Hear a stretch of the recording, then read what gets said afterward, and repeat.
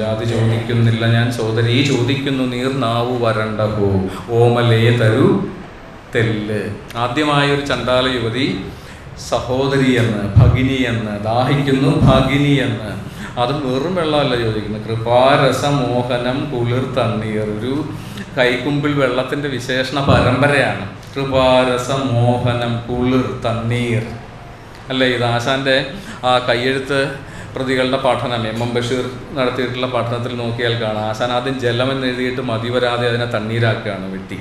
ഓമലേ തരൂ ജലം തെല്ല് എന്നൊക്കെ എഴുതി നോക്കിയിട്ട് ജലത്തും പോരാ, അല്ലെങ്കിൽ അത് കൂടുതൽ വെള്ളമാക്കാൻ, വെള്ളമെന്ന അനുഭവത്തോടെ അതിനെ അടുപ്പിക്കാൻ കൂടുതൽ ഉചിതമായ പദം നമുക്ക് എല്ലാവർക്കും അറിയാവുന്ന പോലെ അല്ലേ. ഈ ചൂട് നിറഞ്ഞ അന്തരീക്ഷത്തിൽ ദാഹിച്ചിരിക്കുന്ന നമുക്ക് എല്ലാവർക്കും അറിയാവുന്ന പോലെ തണ്ണീരിനോളം ജലമല്ല, വെള്ളമല്ല ജലം. അതൊരു സംസ്കൃത വാക്കാണ്.